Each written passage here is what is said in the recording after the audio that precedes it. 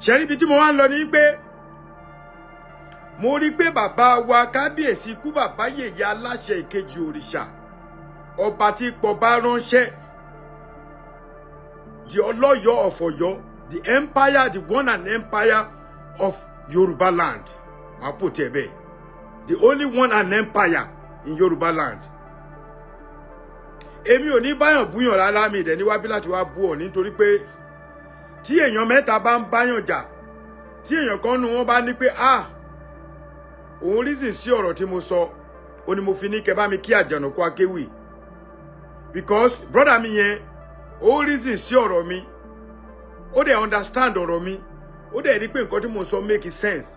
Pé kí là ń jà fún lórí ọ̀rọ̀ ọba. Ẹ rí pé mo ti dákẹ́. Bó ṣe wá fẹ́ gbọ́ gbogbo ẹ̀yin tẹ́ máa ń gbìjà. Tẹ́ máa ń sọ pé kíní kan ò ní kíní kan ṣe gbá kan. Bọ̀ gbogbo yín ẹ̀ rí bí stop Awikoko láti gbà yẹn o. Tí mo ti dákẹ́ sí is over 4 months. Gbogbo yín ẹ̀ rí nǹkan Awikoko dẹ̀ continue láti máa bú Aláàfin. Ṣé nǹkan kan míì wà bẹ́ẹ̀ ni? Torí tí bá sọ̀rọ̀ tí bá dárúkọ bàbá wọ Ọọ̀ni rìṣánsìn. Wọ́n ní ààrẹ ń rí Ọọ̀ni fín. Wọ́n pe àwa akẹ́kọ̀ọ́ àdẹ̀dákẹ́ àdẹ̀sọ̀rọ̀ mọ́. Follow instruction kí ni ẹ mọ́. Ẹ jọ̀ọ́ kí wá ní problem Awikoko pẹ̀lú Aláàfin fẹ́ fi ọmọ bàbá wa Tinubu jẹ ọ̀kan lọ́mọ of Yoruba land. Ibi tí mo wá ní ẹ why crying kí ló ń ké fún? Irú ẹkún kí ló ń ké fún gangan kò yé mi.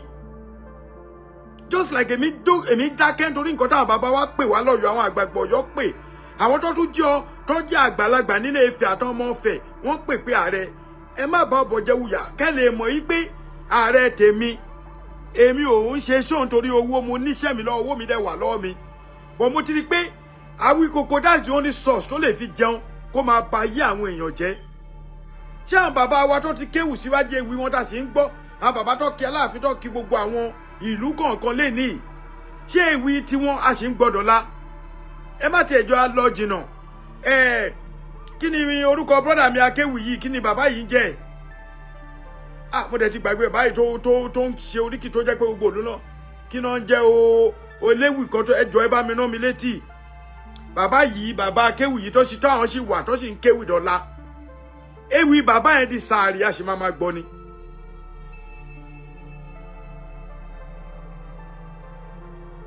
Because mo wo nǹkan tó wà lára àwọn ọmọ Ilé Ifẹ̀ Oǹdó Èkìtì àwọn gangan náà ń bọ̀yọ̀ fa wàhálà. Wọ́n wò pé àwọn ọmọ Oǹdó tó ń bọ̀yọ̀ fa wàhálà gangan most àwọn ọmọ Oǹdó yẹn ẹ̀jẹ̀ wọn tálì mọ́ Ọ̀yọ́ Aláàfin ju Ifẹ̀ lọ. Mi ìwà bèbú o bọ̀ nǹkan kan ò yé wọn. Ṣé rí Oǹdó àti Èkìtì ẹ lọ bòkun wá ẹ lọ bọ̀sà wá ṣé wọn mọ bí Òbòkun ṣe jẹ́ sí Aláàfin? Ọ̀pọ̀lọpọ̀ wọn kàn ń ṣe show nítorí they are doing show of shame. Ó ká mi lára bìkan lánàá mo rí pé ìyàwó Ẹsábọ̀dù jáde tó ń sọ pé kí ló ṣẹlẹ̀ gangan. Mo rí pé Ẹsábọ̀dù wọ́n ṣẹ̀ṣẹ̀ get scenario yẹn pé tí ò bá sí nǹkan kan bẹ̀ why tó ṣe pé all the time Awikoko ológun dúdú they always talk about Aláàfin all the time. Why? Aláàfin ò bá anybody sọ kò bá yín rojọ́. Tí bàbá yìí bá lọ bìkan kódà wọ́n ti ní àwọn entourage tó fi ń ṣọ́ Aláàfin káàkiri any single mistake báyìí Awikoko fẹ́ gbé. And now you ask us to keep quiet. Almaroof olókọ mi mo rí yín. Ẹni tẹ́ bá jọmọ fẹ́ ń bí ebú kọ́ o. Ẹ bá mi ṣí àkíní ọ̀rọ̀ ebú kọ́ lélẹ̀. But kí ló dé tẹ́ ẹ pé brother yín kẹ́tì ẹ lọ comment lórí bẹ̀ pé find something else to do. Àwa ti kọjá bẹ̀ àti lọ jìnnà. And they are still doing the same thing. It's over 4 months. Tell me to keep quiet. December láti wáyé náà láti inú oṣù kẹjọ ẹ lọ wo last show mi. Mo kàn máa ṣe 30-minute show. Máa ṣe máa dẹ̀ post ẹ̀. Máa post ẹ̀. Brother mi Adéwálé ẹ lọ check last show mi. Aminu Ìdòwú ẹ lọ check last show mi. You need Ògúnyẹmí ẹ lọ check last show mi. We can't be doing this. Èmi ò ń ṣe ọmọdé mọ́ now. Ọdún mélòó ló kù tèmi náà máa fi pé 60. Awikoko náà ń ṣe bébí ó ṣe pé 50 years ni. Ṣé a fool as 40 kò tún yàtọ̀ sí a fool as 50. And this guy continue doing the same thing. Kí la Aláàfin ṣe fún? Ìdí táwọn èèyàn fi ń sọ yí pé ó dàbí pé bàbá wa ò ní mọ̀ pa ènìyàn. Ṣé mọ̀? Irú nǹkan bẹ́ẹ̀ mo wá wò pé irú kíní iṣó yẹ kó rí báyìí. Then Awikoko àti Àjànàkú jẹ́ kán lọ bá àwọn ìgbọ́n wọn náà. fi wọ́n lẹ̀. Awikoko Àjànàkú ti stop. Ó dẹ̀ sọ pé ká má irú nǹkan bẹ́ẹ̀ yẹn òun ti rí pé ọ̀rọ̀ tí mò ń sọ Láréwájú Adépọ̀jù kọ bàbá wa yìí tó sì àwọn sì ń kọrin ẹni tí mò ń sọ iná bàbá yẹn náà bí a bí sí ó sì kọrin bàbá wa sì ń ṣe wì gan ẹgbà mi ìmàrẹ́ níná mi létí wọ́n dẹ̀ ní a má dárúkọ àwọn lẹ́ni kí ló dé òun bàbá yẹn ló kí Ọ̀yọ́ tó kí Aláàfin a sì lẹ̀ sí ń gbé kíní ẹ̀ káàkiri mi ìdẹ̀ rí màá rántí wọ́n nickname náà ń lò nickname ní orúkọ àbáwọ̀ eléwì yìí ń lò ewì bàbá yẹn dọ̀la ṣe ń gbọ́ wọ́n tún ń pè wọ́n lóde bọ̀ Awikoko ò fi tiẹ̀ ṣe wì ebú ló fi ń bú Àjànàkú ò fi tiẹ̀ ṣe wì ebú ló fi ń bú kí ló wà nù pé Aláàfin fẹ́ fìyàn joyè àwọn gbogbo alámọ̀ pé Aláàfin is the rightful owner láti fìyàn joyè Yorùbá eléyìí ò ní ìdí ìjà brother mi Kọ́lá Raymond ìjà kọ́ leléyìí ẹ jẹ́ ká sọ àwọn ìtàn táwọn ọmọ tá a bí tí wọ́n máa bá ẹ bá jẹ́ ká ba ìtàn jẹ́ because tá bá ti bàtàn jẹ́ nǹkan tó ọmọ yẹn bá gbọ́ náà máa tẹ̀lé. I don't know the problem tí àwọn bloggers tó ń ṣiṣẹ́ fún Ifẹ̀ I mean mo problem tó ní whereas I ti find out gbogbo wa náà kọ́kọ́ náà ní ẹ̀jẹ̀ méjèèjì jọ rìn bọ̀ èmi sì ń sọ fún yín èmi ò ń ṣe ọmọlé Ifẹ̀ màá dẹ̀ sì máa tẹnu mọ́. But now ẹ jẹ́ sọ ọkọ̀ fún yín Awikoko ń bọ̀ tá ń sìn ó ti tún rọ̀jò èpè fún àwọn ẹbí ẹ̀ ó ń bu Aláàfin bíi pé Aláàfin jẹ́ ẹgbẹ́ bàbá ńlá bàbá ẹ̀. Why are we doing this Awikoko? Àjànàkú akéwì ó ti bú mi dáadáa èmi ò kúkú rí mo dá lóhùn láwọn kan ó dey apologize that is all nǹkan tá need nìyẹn because máa yẹn ó ti lo thinking faculty ilẹ̀ ó ṣiṣẹ́ pé look mi ìmọ̀ràn tó gbọ́ náà rọ̀ mi ó ní ààrẹ sọ ọ̀rọ̀ kan brother mi Adédoyin Àjànàkú akéwì ó ní ààrẹ sọ ọ̀rọ̀ kan ó ní òun dẹ̀ wu ọ̀rọ̀ yẹn ó dẹ̀ rí pé ọ̀rọ̀ yẹn make sense that man come out and apologize èmi náà dẹ̀ sọ pé apology accepted why tó ṣe wájú wọn ń cry lórí pé Aláàfin fẹ́ fìyàn joyè ṣé bàbá ẹnìkan wà nílẹ̀ Yorùbá yìí tó lè mú oyè t'Aláàfin fẹ́ fìyàn jẹ tó lè mú dání nítorí mi fẹ́ sọ̀rọ̀ mọ́ mi ò fẹ́ ká máa argue mi ò fẹ́ kó máa dìjà mi ò fẹ́ kó dípà kan sọ̀rọ̀ lórí pé a bá ti sọ̀rọ̀ ọ̀rọ̀ tèmi dẹ̀ náà fẹ́ gbọ́ bìkan ọmọ pọ̀rọ̀ mi gangan ló jáde jù ẹ̀yin 20 lè wò mí sí kó dọ̀là kó ti wọ 4 million kó ti wọ 4,000 bìkan ọmọ ṣí Abíọ́dún ní dá wọn lóhùn bọ̀ tó mọ̀ pé ńgbà míì àwọn ọ̀rọ̀ kan wà tó yẹ pé téèyàn ò bá bọ́ta kéèyàn sọ ẹni mo ṣe jí ni mo ò tẹ̀ tí rest mo kàn jí ẹni pé mi ti clean up mo kàn pé let me just do this kó bá Awikoko sọ̀rọ̀ kó stop kó fẹ́ Aláàfin lẹ̀ náà síbò náà ní bàbá ọmọ ọlọ́mọ l'Aláàfin èèyàn ló bì náà every time he always coming about Aláàfin débi pé ó ń ṣọ́yàn kó máa ṣọ́ bàbá yẹn gbogbo òde tí Aláàfin bá lọ bóyá ó ń wo schedule bàbá ni mi tiẹ̀ mọ̀ bóyá jẹ́ ó ti wá pín àwọn èèyàn káàkiri t'Aláàfin bá ra yẹ̀gbẹ́ báyìí bì kan wọ́n á ní ẹ̀wò ìyẹn ló máa fi ṣe topic tí o fẹ́ gbọ́ ṣé àwọn tí bàbá fẹ́ fi joyè àwọn tó ń làmìlaka nílẹ̀ Yorùbá ni o àwọn tẹ́lẹ̀ sọ pé níbo náà fẹ́ gbà ọmọ bàbá wa Tinubu ó sọ̀rọ̀ ẹ gbọ́ ọ̀rọ̀ tí Láàjì Abbas sọ. Oyè ọ̀kan lọ́mọ. ẹ gbọ́. ká bẹ̀rẹ̀ láti bẹ̀yẹ. nígbà táwọn ìyá ní ọ̀kan lọ́mọ ní ọ̀kan ní bàbá ọ̀dọ́ ló lè jẹ́ ọ̀dọ́ ní ló lè jẹ́ oyè ọ̀kan lọ́mọ tó ṣe pé ọ̀dọ́ tó bá jẹ́ ṣé ń gbọ́ ṣáàjọ ẹ tó bá gbọ́ kó tán print. bàbá 60 ní ọ̀kan lọ́mọ ṣe bàbá àmọ́ tá à ń ṣe nù. bàbá 60 mọ́. ọ̀dọ́ náà máa sọ pé ọmọ ìwá ń bí. bẹ́ẹ̀ni tó náà bá wá dàgbà wọ́n tún lè gbé wọ́n á gbà lọ́wọ́ ẹ̀ wọ́n á fún lóyè àgbà míì wọ́n á bọ̀ fẹ́ lò míì. ṣùgbọ́n àkànṣe gbogbo nǹkan rẹ̀ àkọ́kọ́ ọmọ Ìbàdàn ni mí olóyè Olúbàdàn ni mí Ààrẹ Òpìtàn ni mí. ẹ máa gbọ́ àríyìn o. bàbá wa olóyè Dọ̀tun Sànúsì ọ̀lẹ́tọ̀ òyì tí wọ́n kọ́ jẹ nílé Ifẹ̀. ṣẹ gbọ́. nínú ìlànà àṣàlẹ̀ Ìbàdàn. kí ló ṣẹlẹ̀. olóyè Olúbàdàn ní Dọ̀tun Sànúsì ìsọlọ́rárí chief ọ̀nà ìlẹ́gbẹ̀ Olúbàdàn lọ́la. you see ara tá a sọ ni. wọ́n kọ́ fojú bẹ̀yẹ̀ wo I was so sad. Nígbà gbogbo pé kábíyèsí Olúbàdàn náà wà ńbẹ̀ ìjọ tí wọ́n ń fún léwé tọ́ ní fún léwé ajá máa rorò kó sọlé méjì ni wọ́n tàbí fojú bẹ̀yẹ wo tó bá ti lè gba ewé sẹ́ni dírísì wà ìwé ìfáwọn mọ́gàjì ní ewé. Ṣé ń gbọ́rọ̀ tí bàbá yìí sọ? Àti ẹ̀kẹ́ ni wọ́n máa fáwọn mọ́gàjì.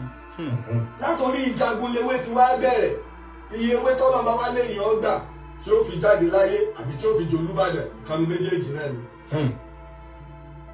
Tó bá dẹ̀ fi lè mú ọgbà ewé lọ́dọ̀ Olúbàdàn o ò lè lọ jẹun ìkankan nílùú kankan mọ́ wọ́n lè máa fún ọ láwọ̀ ọdún o. Ṣé ń gbọ́? Ìgbà pé ọba akọ́wà tó fi ìkankan lé ọ lórí. Àjọbí ewé, God bless you. Abẹ́ gbọ́ bí tọ́mọ ọba kan God bless you, àjọbí ewé. Ọmọ ọbẹ̀ ń joyè. Jẹ́ gbọ́ ọmọ bò ń joyè. Tó o bá ti lè mú ọ tó o ti jẹ mọ́gàjì tó o ti gba ewé o ti dán ọmọ ọba Olúbàdàn nìyẹn o ti ẹ̀ńtáyẹ̀tù láti jẹ Olúbàdàn. Lọ́jọ́ iwájú. Ẹ lọ wo gbogbo Olúbàdàn ìlú wo lọmọ àfọmọba tí ọba máa ti ń ṣe o. Ọ̀yọ́ empire mo rí ẹ. Ọmọ ọbẹ̀ ń joyè. God bless you brother me, continue your job. Bẹ́ẹ̀ náà lọ́dẹ̀ sí rí nínú ìtàn Ìbàdàn ìsinlá ìjà gbogbo ẹ̀rú. Ẹlẹ́ẹ̀kejì ìgbẹ́kànnù ìtọ́fà ọ̀rọ̀ nù. Ilé Ifẹ̀ oyè brother mi Ahmed Muideen mo rí ẹ. Látọjọ́ tààrẹ ti dáyé. Ẹ máa gbọ́ o. Oyè tá a bá fìyàn jẹ́ Ilé Ifẹ̀. Àwọn ilé mọ́jà wa lọ o. Àjòyè ilẹ̀ Yorùbá rí àjòyè Oòduà rí oyè Ilé Ifẹ̀. Tí Ìbàdàn ọba fìyàn jẹ oyè ilẹ̀ Ìbàdàn lá fìyàn jẹ. Ìbàdàn land ìjọba ìbílẹ̀ 11 ilẹ̀ Ìbàdàn ní. Ìgbà tí wọ́n fi èmi joyè lẹ́tà tí wọ́n kọ sí mi oyè tí wọ́n fi mí jẹ Ààrẹ Òpìtàn fi Ìbàdàn land ní mo jẹ. Ṣé ń gbọ́? Àwọn ìdílé jagunjagun ilẹ̀ Ìbàdàn wọ́n fún mi ní ọ̀pá àṣẹ Ààrẹ Òpìtàn ilẹ̀ Yorùbá ọ̀nà àrílẹ̀yìn. Ìdánilọ́lá ni kèé ṣe oyè Aláàfin nìkan ló lè fìyàn joyè ilẹ̀ Yorùbá. Ṣé gbọ́? Àwùjalẹ̀ ló lè fìyàn joyè Ìjẹ̀bú land. Ìjẹ̀bú Òde làwùjalẹ̀ wà. Wọ́n mọ the right thing but wọ́n ń ṣe wrong. Ìṣẹ̀ǹbáyé tí ń bẹ lábẹ́ Àwùjalẹ̀ pọ̀. Ọwọ́ ògbòkú àdìmúlà ilẹ̀ Ìjẹ̀ṣà ló lè fìyàn joyè ilẹ̀ Ìjẹ̀ṣà. Ṣé gbọ́? Ọ̀tọ̀ lóye Iléṣà ọ̀tọ̀ lóye ilẹ̀ Ìjẹ̀ṣà. Àwọn ìlú ìgbòkú ní ìkíní kan ní wọ́n kálukú lè máa fìyàn joyè ìlú rẹ̀. But when it come to Ìjẹ̀ṣà land, àwọn nìkan bàbá ọwá nìkan. Mo fẹ́ kẹ́ di àárín yẹn o. Ọwá lè mú nínú gbogbo àwọn ìlú Ìjẹ̀ṣà. Including tó fi dọ́sọ̀gbò kí Ọ̀yọ́ tó gbà mọ́ wa lọ́wọ́. Bí ẹ ṣe ń ṣe nìyẹn. Àwọn ẹ̀fọ̀n orílẹ̀ àwọn Èkìtì àkàmá gbogbo lẹ́kìtì. Ẹ máa gbọ́. Ó yára pè wọ́n ní Èkìtì kété Èkìtì parapọ̀. Àwọn ẹ̀fọ̀n ń bẹ, Ìjẹ̀rò ń bẹ, Mọ̀bà ń bẹ, wọ́n lọ báyìí. Orí bàbá yìí ti pé jù. Àwọn náà ń lú táìtù tiwọn. Ẹ jọ̀ọ́ ẹ máa bá ń lọ sórí péjì Lájí Abbas. Ẹ bá fẹ́ gbọ́ tàn gidi. Wọ́n lè lókè o, ẹja máa lókè Èkìtì. Bẹ́ẹ̀ náà ni àwọn Àwórì wà. Now, Ifẹ̀ oyè tá à ń fìyàn jẹ nífẹ̀ ni oyè Ilé Ifẹ̀. Báńdìrì Ifẹ̀ dẹ̀ ní omi àṣejì rẹ̀ yẹn. Níbàdàn. Ifẹ̀ báńdìrì Ifẹ̀ nìyẹn. Ṣé pé àwọn akiri nǹkan gbọ̀ngàn. Ọ̀yọ́ làwọn yẹn. Inú Ifẹ̀ wọ́n wà. Inú Ifẹ̀ wọ́n wà. Ṣùgbọ́n àwọn kan wá fọdù sẹ́rẹ́ àwọn èmi ní Ìkòyí. Aláàfin ló ní Ìkòyí. Èmi ní Gbọ̀ngán. Aláàfin ló ní Gbọ̀ngán. Bẹ́ẹ̀ni. Ó pẹ́ Aláàfin tún gbà mọ́ra. Torí ọ̀pọ̀lọpọ̀ àwọn tó wà ní Gbọ̀ngán àwọn tó wà Ẹdẹ ńkọ́. Aláàfin tàbátà Aláàfin Ẹdẹ. àwọn àtòṣogbo lè Ẹdẹ Òṣogbo báńdìrì àwa àti àwọn Ìjẹ̀ṣà nìyẹn ìní Ẹdẹ. Now Ẹdẹ mọ̀ kó àrògún. àwọn ń jẹ oyè Ilé Ifẹ̀ là ń jẹ ń bẹ̀ o. Ọkọ oyè ọ̀kan lọ́mọ ká bẹ̀rẹ̀ láti bẹ̀ yẹn. Nígbà táwọn a ní ọ̀kan lọ́mọ a ní ọ̀kan ní bàbá ọ̀dọ́ ló lè jẹ́. Ìtàn ṣe tún kọ Bíọ́dún, God bless you. Ọ̀dọ́ ló ń joyè ọ̀kan lọ́mọ. Ọ̀dọ́ tó bá jẹ́ tó bá dàgbà yóò bọ́ ọ́lẹ̀ àbí bàbá tó pe bàbá 60 ní ọ̀kan lọ́mọ. Sẹ́mi pa àmọ́ tá à ń ṣe nù. Wàláì. Bàbá 60 mọ̀. Ọ̀kan lọ́mọ bàbá 60. Ọ̀dọ́ ni wọ́n sọ pé ọmọ ìwá ń bí. Bẹ́ẹ̀ni. Tó náà bá wá dàgbà wọ́n tún lè gbé wọ́n á gbà wọ́n á gbé fẹ́lòmíì. Wọ́n á bọ̀ fẹ́lòmíì. Ṣùgbọ́n àkẹ́sí gbogbo nǹkan rẹ̀ gan. Rọ̀dán. Ọmọ Ìbàdàn ni mí. Olóyè Olúbàdàn ni mí. Ààrẹ Òpìtàn ni mí. Wàláì. Bàbá wa olóyè Dọ̀tun Sànúsì ọ̀lẹ́tọ̀ òyì tí wọ́n kọ́ jẹ nílé Ifẹ̀. Ṣé ń gbọ́? Nínú ìlànà àṣàlẹ̀ Ìbàdàn. Kí ló ṣẹlẹ̀? Olóyè Olúbàdàn ní Dọ̀tun Sànúsì. Ìsọ̀nọ́rárí chief kò náà lè di Olúbàdàn lọ́la. ọmọ ọba òde ń joyè. ọmọ ọba ń joyè. I was so sad. Nígbà mo gbọ́ pé kábíyèsí Olúbàdàn náà wà lẹ́yìn. Oyè márùn-ún ọ̀tọ̀ọ̀tọ̀ ni mo leg down tó ń pè mí mo ní láyé àwọn òjòyè. Kò sọlé méjì ni. Wáyé tàbí fojú bẹ̀yẹ wo. Tó o bá ti lè gba ewé, sẹ́ni the reason why ìwé ìfáwọn mọ́gàjì ní ewé. Ilẹ̀kẹ̀. Ẹ bá mi ṣí àkíní ẹjọ́ ẹ má wo ẹ ṣí ẹ jẹ́ kẹ́lómi gbọ́. Látọ̀rí ìjagun ewé ti wá bẹ̀rẹ̀. Iye ewé tọ́lọ́ bá wá lẹ́yìn ọgbà tí ó fi jáde láyé àbí tí ó fi jẹ Olúbàdàn ìkànnì méjèèjì. Máa stop ẹ̀ sìn. Tó bá dẹ̀ fi lè mú ọgbà ewé lọ́dọ̀ Olúbàdàn o ò lè lọ jẹ oyè kankan nílùú kankan mọ́ wọ́n lè máa fọ́ láwọn ọdún o ṣùgbọ́n pé ọba kan wà tó fi kankan lé ọ lórí èèwọ̀ ni abẹ́ ẹgbọ́n bí tọ́mọ ọba kan ti ń joyè rí kò ṣẹlẹ̀ ní ọmọ bẹ́ẹ̀ joyè láyé.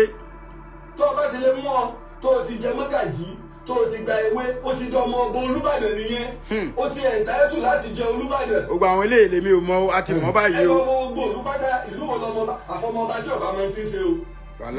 ọmọ bẹ́ẹ̀ joyè torí pé ọlá ni. bẹ́ẹ̀ náà lọ́dẹ̀ sí rí nínú ìtàn Ìbàdàn ìsínláńdà gbogbo ẹ̀rú. wọ́n ti dà pọ̀. ìgbẹ́ kan nu ìtọ́fà ọ̀rọ̀ nu o. Ilé Ifẹ̀ oyè wo là ń jẹ nílé Ifẹ̀ látọjọ́ tààrẹ ti dáyé oyè tá a bá fìyàn jẹ Ilé Ifẹ̀ oyè Ilé Ifẹ̀ là ń jẹ. àjòyè ilẹ̀ Yorùbá rí àjòyè Oòduà rí oyè Ilé Ifẹ̀ tí Ìbàdàn ọba fìyàn jẹ oyè ilẹ̀ Ìbàdàn lá fìyàn jẹ Ìbàdàn land ìjọba ìbílẹ̀ 11 ilẹ̀ Ìbàdàn ní. ìgbà tí wọ́n rí yín o sísá mi yé mi sí. lẹ́tà tí wọ́n kọ sí mi oyè jẹ́ Adédúró Ààrẹ Òpìtàn Ìbàdàn land ní mo jẹ́. Lísàbí mo rí ẹ àwọn ìdílé jagun ọba Adéwálé God bless you. ọba àṣẹ Ààrẹ Òpìtàn ilẹ̀ Yorùbá honorary nìyẹn. ìdánilọ́lá ni kèé ṣe oyè Aláàfin nìkan ló lè fi yàn jóyè ilẹ̀ Yorùbá. jẹ́ ti gbọ́ kí la wá ń hági fún. Àwùjalẹ̀ ló lè fi yàn jóyè Ìjẹ̀bú land. Ìjẹ̀bú Òde l'Àwùjalẹ̀ wà àmọ́ àwọn ìlú táwọn náà tó lọ́ba aládé ìṣẹ̀ǹbáyé tí ń bẹ lábẹ́ Àwùjalẹ̀ pọ̀. ọwọ́ ògbòkú àdìmúlà ilẹ̀ Ìjẹ̀ṣà ló lè fi yàn jóyè ilẹ̀ Ìjẹ̀ṣà ọ̀tọ̀ lóye Iléṣà ọ̀tọ̀ lóye ilẹ̀ Ìjẹ̀ṣà. simple. àwọn ìlú ìgbòkú ní ìkíní kan ní wọn kálukú lè máa fi yàn jóyè ìlú rẹ̀ but when it come to Ìjẹ̀ṣà land àwọn nìkan bàbá ọwá nìkan ló lè fi yàn jóyè Ìjẹ̀ṣà land ọwá lè mú nínú gbogbo àwọn ìlú Ìjẹ̀ṣà including tó fi dọ́sọ̀gbò kí Ọ̀yọ́ tó gbà mọ́ wa lọ́wọ́ bí ẹ ṣe ń ṣe nìyẹn. àwọn Ẹ̀fọ̀n orílẹ̀ àwọn Èkìtì àkàmá gbogbo lẹ́kìtì orílẹ̀ Ifọ̀n nígbà ó yára pé wọ́n ní Èkìtì kété Èkìtì. àwọn Èkìtì tiẹ̀ ní problem pẹ̀lú Ọ̀yọ́ Èkìtì Oǹdó I don't know their problem mi ì mọ problem wọn iye obìnrin ni wọn yóò máa ṣẹ́nu bá ló máa wọ́n dẹ̀ ti mọ̀ pé táwọn ò bá dárúkọ ààrẹ àwọn ò lè rérò ní mo ṣe dákẹ́ tí mi dárúkọ wọn mọ́ mo ti tún fún wọn lágbàdo jẹ báyìí. báńdìrì Ifẹ̀ dẹ̀ ni omi àṣejìrẹ́ yẹn omi àṣejìrẹ́ ni báńdìrì Ifẹ̀.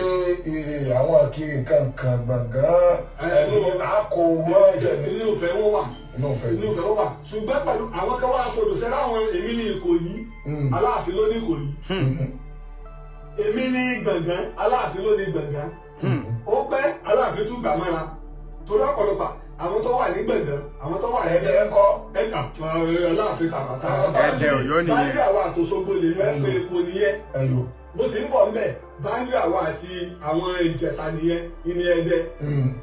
now Ẹdẹ mọ̀ pọ̀ àrògún. àwa ń jẹ oyè Ilé Ifẹ̀ là ń jẹ ń bẹ̀ ọkọ oyè. ṣe rí nǹkan tí mo kàn fẹ́ kẹ́ gbọ́ nìyẹn ṣe rí reason kẹ́ni bàbá ṣe rí reason tí mo fi wá wọ bí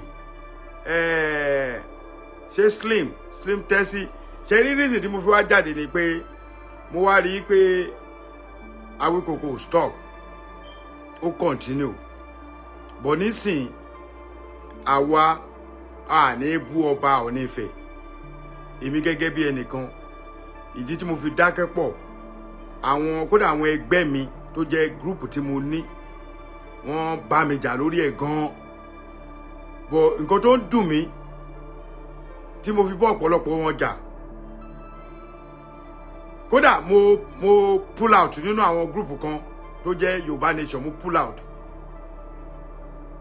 wọ́n rí Awikoko bá wí they now coming out láti máa tackle mi láwọn obìnrin tó wà nù kan náà láwọn princess àwọn group kan dájọ́ kóra wa jọ gbogbo wọn dẹ̀ fò wọn dẹ̀ bẹ̀rẹ̀ sí ní plug eyín mọ́ mi mo pé kí ló ṣẹlẹ̀ yàtọ̀ fún àwọn tí mo fún ní respect tó wà nínú ẹgbẹ́ tèmi gangan kódà wọn bá mi jà lórí ẹ̀ tí ò ṣe kékeré ó dẹ̀ wípé nígbà bàbá wa Sunday Igboho ti declare títí ẹ̀ náà pé èmi náà ò bá yín ṣe Yorùbá nation mọ́ o èmi náà ṣe ń jáde kúrò nínú gbogbo gúrùpù tán wà ó ti yé bọ̀ Yorùbá nation ẹ̀ mò ń ṣe partially mi fi gbogbo ara jáde bọ̀ wọn ò rí Awikoko báwí èmi náà ń báwí they asked me to stop but none of them ò rí ẹnì kankan sọ fún Awikoko pé Awikoko should stop kó mú ọ̀rọ̀ míì ọ̀rọ̀ tó ń ṣẹlẹ̀ ní Nàìjíríà pọ̀ wáyé tó ṣe yẹ pé ọ̀rọ̀ Aláàfin nìkan kan ló tẹ̀bà lé lórí wáyé tó jẹ́ pé anything Aláàfin nìkan kan Awikoko ń tẹ̀bà lé lórí wáyé tó jẹ́ pé anything Aláàfin ni ológun dúdú tí ò bá sí pé nǹkan bàjẹ́ tó wá rí pé wọ́n rí pé nítorí pé wọ́n rí pé ọmọdé lẹni tó jẹ ìyálàyà wọn èwo nu wọn ló lè sọ gbogbo nǹkan tó ń sọ sí nígbà tí bàbá Adéyẹmí wà bẹ́ẹ̀ kó má ti lo ẹ̀wọ̀n Awikoko bó ṣe ń bú Aláàfin tó ó fi style bú wọn ni Kenny it's not that pé kéèyàn máa mind wọn bọ̀ ṣe mọ̀ pé ńgbà míì téèyàn bá dákẹ́ jù wọ́n máa múyàn lọ́bọ because mo rí pé bọ̀bọ́ yẹn tí ò bá ti forúkọ mi sọ̀rọ̀ kò ń tà mo kàn tún fẹ́ fún lóúnjẹ díẹ̀ ni pé kàn lọ wọ́ọ̀nù ẹ̀ Yorùbá pè èdè kan wọ́n ní ìgbà láṣọ ìgbà lèèyàn ìgbà kan lèdè kókó in tá a ṣe ní 20 years mi ò lè ṣe nígbà tí mo pé 30 nǹkan tí mo ṣe ní 30 mi ò lè dánwò ní 40 in tí mo dánwò ní 40 mi ò lè dánwò ní 50 mi ti fẹ́ wọ 60 nǹkan tí mo dánwò tí máa dánwò ní 60 yẹn wọ́n bí mi dá kí nǹkan tí mo ti ṣe 50 kí n dánwò ní táìmù yẹn àwọn tí wàá gbàgbé pé ìgbà ara là á búra kì í bú Ṣàngó lẹ́rùn èmi ní fún wa lu èdè pé ṣàkátà padà là á sín tán tó bá máa domi kó domi tó bá máa dẹ̀jẹ̀ kó dẹ̀jẹ̀ kàkàtà wà máa fi máa bú ọ ní in reply àkúkú fi family Awikoko wẹ́lọ̀ kọ́ mú ọmọ ìyá ẹ̀ bàbá ẹ̀ gbogbo wọn kọ́ gbé sáyé kọ́ bá wọn pò ó èmi kọ́ ni máa ṣe àwọn tó máa bá pò ó ti wà ẹ jọ kí ló wà nínú pé Aláàfin fi ọmọ Tinubu jẹ ọ̀kan lọ́mọ wọ́n fi àgbàlagbà jẹ ọ̀kan lọ́mọ Alexandra tí Ooni fi jẹ ọ̀kan lọ́mọ ó ti sọ pé kò ń ṣe ọ̀kan lọ́mọ Yorùbá wọ́n ti withdraw àdẹ bá wọn jẹ mímọ́ kọ́kọ́ jáde fún ó ṣe ó tún jẹ ọ̀kan lọ́mọ ó tún mú kọ́ ó tún fi ìkan jẹ oyè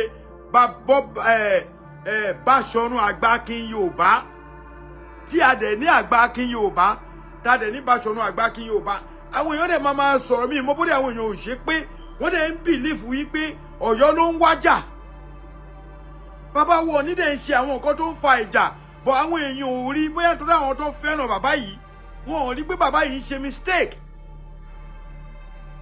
adé kó yẹ ká dé correct ara wa ká má máa bára wa jà bọ̀ kọ̀ọ̀kan bẹ́ẹ̀ bàbá wo ní rìṣáṣì ń gbé nǹkan kan tó máa fàjà wálẹ̀ Yorùbá èmi ti wá rí kíní ẹ ti ń dàbí a green snake under the green grass because if not kí ló wà nù pé kí bàbá kò ṣe báyìí hello Awikoko Aláàfin tó ń bú yẹn ó ti tó wá nǹkan míì sọ but bàbá refuse to call him bàbá wọn ní rìṣà wọn refuse láti pe Awikoko kó pè sí right sense ẹ débi pé bàbá wọn ní rìṣà wọ́n tún kí Awikoko ní ọjọ́ birthday wọ́n tún ṣe happy birthday fún ibẹ̀ lọ́pọ̀lọpọ̀ ọmọ Yorùbá àtàwọn ọmọ Ọ̀yọ́ ló ti fura pé definitely bàbá yìí mọ̀ ń pa nǹkan tó ń ṣe yìí why bàbá wọn onírìṣà why this ẹ pé Awikoko tí ò bá gbọ́n tó gbọ́n orí ọ̀pẹ at 50 tó náà máa bí ṣe wéyàn lè ti bí ọmọ tó ń bímọ at 50 kò wá lè pè wọ́n ṣe pé ọmọ mi àti ìyá ọ̀nà wọlé yìí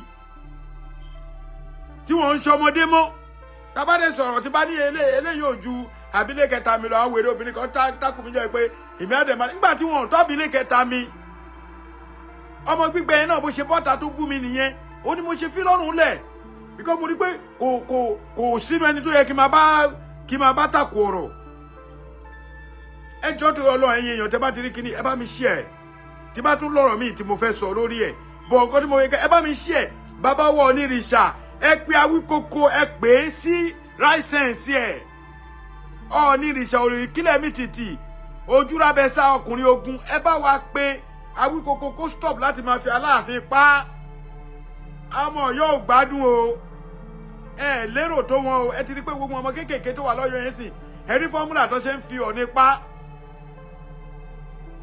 èmi ti dákẹ́ àwo sọ̀rọ̀ wọ́n ẹ̀ lè control ọmọ bìkọ́ àwọn náà ti rí pé that's a channel fáwọn náà láti lówó àwọn náà máa sọ̀rọ̀ anyway wọ́n rí pé Awikoko ń lówó ń bẹ̀ Aláàfin ló ń bú òkè ẹ jẹ́ káwọn náà máa bú Ooni káwọn náà máa pọ̀ ní orúkọ tí bàbá ò sọ ká máa pe Ooni ní orúkọ tí ìyá ò sọ táwọn náà bá continue láti máa ṣe àwa náà rówó ń bẹ̀ àjọ máa continue ọjọ́ máa fúnra wọn ni irú àwa yóò ní dá sí mọ́. Mo ní big sister mi kan tí mi ìfẹ́ dárúkọ ìtajọ wà nú ẹgbẹ́ nítorí ọ̀rọ̀ yìí ló ṣe kúrò nínú Oòduà in diaspora just because mo takò Ooni ó support Ooni ló ṣe kúrò lóhùn ṣe mọ́ gbá kan jọ kí ni mo fẹ́ ṣe èmi náà dẹ̀ pull out láwọn ibi tó yẹ kí ti pull out pé ẹ mú Yorùbá nation yín dání ẹ rí pé mò ń tẹnu mọ́ kí bàbá wọ Ooni tó bá pe Awikoko tí ò bá wá gbọ́ yẹ àwa mọ̀ pé nǹkan mi wà ń bẹ̀ ènìyàn kì í bú ọba Ahmed bọ̀ wọ́n ń gbọ́ èmi ò bú ọ láti ìgbà tí mi máa sọ máa ń correct ó nígbà kan tí mo jáde mo ní ẹ sọ fún bàbá wa Ooni ìrìṣà ọba kì í bọ̀yàn lọ́wọ́ all the time àwọn kan wà tí ọba gbọ́dọ̀ bọ̀ lọ́wọ́ àwọn kan wà tó deserve kó bá bọ̀ lọ́wọ́ àwọn kan wà tó jẹ́ pé ìrùkẹ̀rẹ̀ yìí ló máa kàn fi kí wọn not everybody it's not like pé bóyá kọ́ ọba òun bọ̀yọ̀ ọwọ́ bọ̀ kì í ṣe pé kòkò lọ́ba tí kò máa bọ́ gbogbo èèyàn tó wà lórí seat we don't do that in Yoruba land Ọlọ́run ní jẹ́ kó bàjẹ́ o ṣẹ́rí there's something èmi mọ̀ pé there's a green under the green grass green snake under the green grass because if not Awikoko will not continue láti máa tarnish orúkọ Aláàfin bó dẹ̀ ṣe ń gbé orúkọ Aláàfin tó ń bàjẹ́ yẹn bẹ́ẹ̀ lórúkọ bàbá yẹn ń gùn sókè sí Ọ̀yọ́ tiwa náà ti yàtọ̀ kódà ní ìtí bàbá yìí wọlé ní April yìí àwa gangan àti mọ̀ nǹkan tá a gbé ṣe àwọn Ọ̀yọ́ ti gbé nǹkan ṣe lọ́yọ̀ọ́ àwa tá a jọ mọ̀ ìlú òkè gan tá a jọ mọ̀ òkè òkun gan àmọ́ nǹkan tá a ti gbé ṣe lásìkò bàbá Ọ̀wádé so kí ló ń fọkí wọ́ọ̀lì Awikoko you need to stop èmi ò bọ́bì láti wá máa bẹ argue Awikoko you need to stop find something else to do there's a lot of things going on internet say something nǹkan tó máa benefit àwọn èèyàn. Every day you just come up about Alaafin because o mọ̀ pé tó bá ti bú Alaafin ò ní rí jẹ mọ́ àsìkò wa kàn wá ń bọ̀ o tó yẹ pé gbogbo kíní ò ní rí ṣe mọ́ ó máa padà tọrọ jẹ ni torí ẹni tó bá ń bọ̀ bọ̀ òun rí ṣe ẹ lọ wádìí gbogbo àwọn tó ti bọ́ ba sẹ́yìn wọ́n máa ń padà tọrọ jẹ ni ó máa dá ṣàlẹ̀ jẹ gbẹ̀yìn ni mo kí yín o.